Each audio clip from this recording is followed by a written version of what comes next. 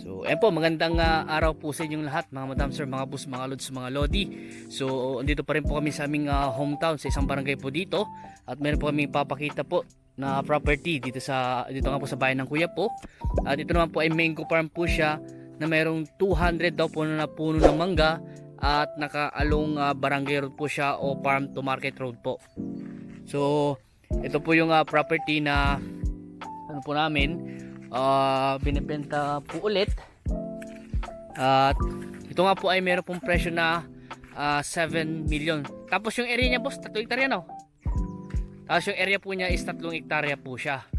At kabilaan po. Ito po, kabilaan po siya. So doon po ako sa nag-start mag-vlog. Doon po yung boundary, pag ganun na po siya papunta sa may lake, tapos pag ganun na po pataas po doon at may boundary po sa banda roon. So itong property po na ito ay na survey na po ito, na relocate survey na po. Nalagyan na din po ng mga muhon po ito. At yung aming source po ang nakakaalam kung saan yung mga muhon na yon. So kung sakaling kayo po makakabili po nito ay magpapasama na lang po tayo sa aming source para may pakita po sa atin yung kanilang mga nilagay na muhon. At ito nga po ay titled property po ito. At buhay pa naman po yung nakapangalan sa title, no extrajudicial. At kabilaan po dito po sa part na ito siguro nasa mga 100 boss no, yung mangga dito. Tapos dito rin mga 100 din yung mangga dito. So pero ano po, yun po sinabi po sa amin na bilang ng mangga nasa mga 200 daw. Pero mas maganda rin po siguro lagyan na natin ng numbering kung sakasakali. So puntaan natin yung boundary po niya dito sa part na ito. Dito sa boundary niya po dito.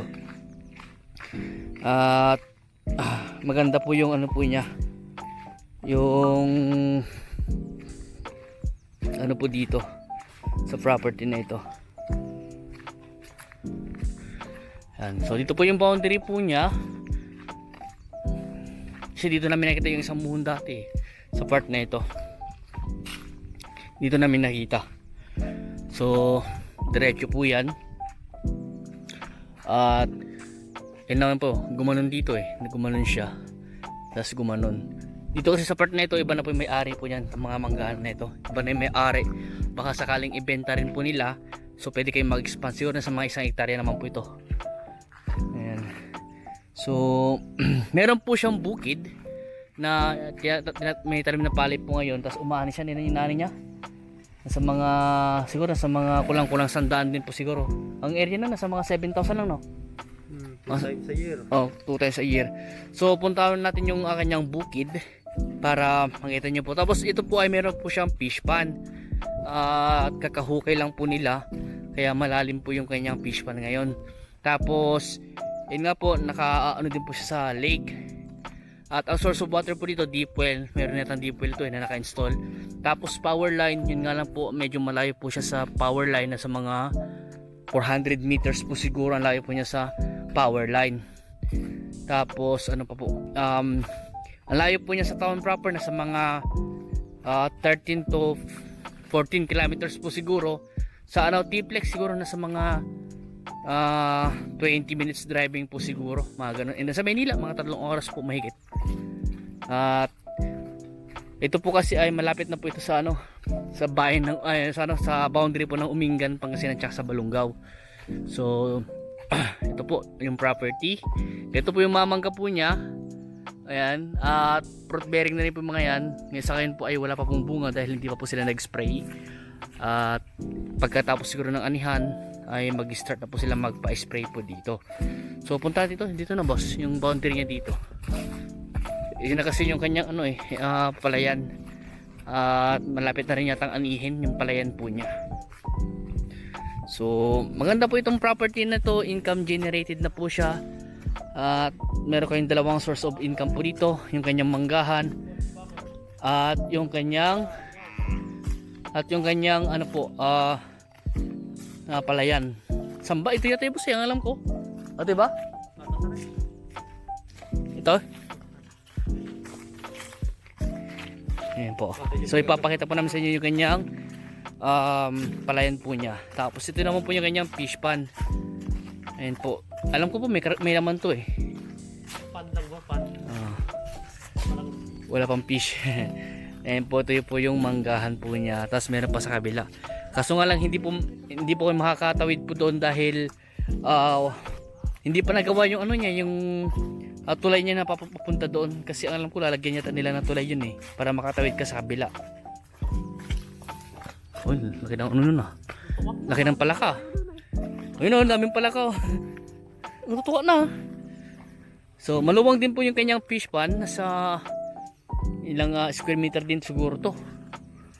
Mga sa 100 to 150 square meter po siguro. Tapos ito na boss, yung palayan niya. Ito na po yung palayan po niya. Tapos kung nakikita niyo po yung mga may mga ano po yun, yung mga madamo po doon na matangkad yung ano niya. Yan po yung lake na po. So nakaunin siya sa lake. Dyan din po sila kumukuha ng tubig, pampatubig po nila sa kanilang palayan. Ito po ay twice a year po nilang tinatamnan. First cropping at second cropping. At yun nga po, dun po sila kumukuha ng patubig pag hindi na po tag-ulan. So sa akin po kasi ay tag-ulan pa lang po, kaya umaasa pa lang po itong mga to sa ulan. Pero malapit na rin po itong anihin. Mga ilang araw na lang po, anihin na po itong mga to. Ayan. Tapos dito po, kitang kita po yung ano po, Mount Balungaw at yung Mount Bangkay. Ayan po. So may mountain view po kayo dito, may lake view pa. Tapos kitang kita rin po yung mga kabahayan po dyan, no. Tapos doon po sa part na yan, doon sa kabilang ano po niya, portion ng sa kabilang parte po ng manggahan po niya, meron din po mountain view po doon. Yung kitang kita po doon yung mga bulubundukin po ng Caraballo. Kitang kita po doon. So ito po yung mga manggahan po niya, oh. Green na green po talaga. At income generated na rin po. So andun yung po yung deep well po niya, andun po yung deep well eh. So may mga makina po doon. So pwede kang mag-alaga ng isda, manggahan, ano po yung ano niya. Bali tatlo po yung kanyang source of income pala. Isda, palistaan, yung kanyang manggahan at yung kanyang palayan. Yan po. So maganda po itong property na ito. Ulitin ko po, ito po ay 3 hektarya na ang presyo po niya ay 7 million. Negotiable pa naman po daw po yun. Titled property po ito. At buhay pa naman pinakapangalan sa titulo ayon po sa source po namin. At ito nga po ay ano pa, ayun nga, Nakaalong Barangay Road po siya. Source of water deep well. Yung power line naman po medyo malayo talaga, pero kung sakali maglalagay na po tayo ng mga bakal po dyan sa tabing daan in case na kayo po makabili. At maluwang yung frontage po niya both sides, siguro nasa mga 100 o mahigit po, 100 meters mahigit po yung kanyang entrada. Ayan. So dito may kubo-kubo dito. Ayan, dito sila nagsisilong ng kanilang mga alagang baka. Ayan po. Ganito po kaganda itong property na ito. Kaya maganda po siyang for investment din po. Maganda rin po for retirement. Yun nga lang, maluwang 3 hektarya. Pero kailangan nyo talaga po ng caretaker po dito. Dito lang po yung part na eh, medyo madamo lang, pero the rest naman po malinis na po. Tapos may mga konting damo lang, kaya ating po linisan yan dahil nangongontrata rin po kami ng paglilinis.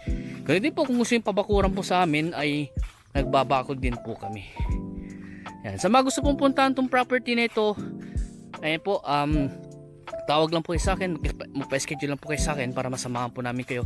Wag lang po sanang Sunday, pero in case po na Sunday po talaga yung available nyo po, ang sasama po sa inyo, yung mga ibang kasama ko sa team ang sasama po sa inyo para masamahan po nila kayo dito sa property, may pakita po nila sa inyo. And then kung gusto nyo kausapin yung may-ari, kakausapin po namin yung source po namin para mai-connect po tayo sa mismong may-ari ng property na ito.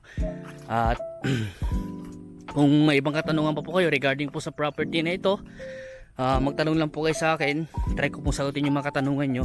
At sagot naman po seller yung ano po, yung capital gain tax, yung documentary stamp at yung porsyento ng kanyang ahente. At si buyer naman po, ang sasagutin nila is yung transfer of title na po. tsaka deed of sale. Yun po. Kung ano po yung mga ano po sa transfer of title, yun po ang sagot po ni buyer. At sa deed of sale po, yun po ang sasagutin po ni buyer. Sa seller naman po, yun nga po, normally talaga capital gain tax. Yung documentary stuff, sana sa buyer na po yun, pero talaga po natin kausapin yung seller kung gusto niya. Kung payag po siyang ano na lang po yung documentary stamp sa seller. Ayan po, ito po ay ano po siya, ito po ay hindi po to hindi po to creek. Dito lang po dumadaan yung para siyang kanal lang po. Ayan. Ang tawag sa amin paiyas ang tawag sa amin sa Ilocano. Tapos ito po yung ibang parte po ng manggahan po niya. Mas maliliit nga lang po yung mga mangga dito. Halos ilang taon pa lang yung mga mangga niya. Siguro na sa mga 15 years po siguro. Yung mga mangga po niya dito. Tapos dito sa kabila po nasa mga 20 years na siguro ito mga to sa kabila. Ayan po. Mas nauna kasi natanim ito mga sa kabila kaysa dito po sa kabila. Ayan. So maganda po itong property na ito. Income generated na po siya. At yung presyo naman po ay negotiable pa naman. Para at least kung kayo po makabili. Kung caretaker naman po ay meron po tayong papagkukuhanan po ng caretaker kung sakasakali po. Ayan. So hanggang dito po muna at maraming salamat po sa suporta niyo sa amin, sa aming team, sa Team Realtors, ganoon din po sa aking vlog, Jlat Vlog.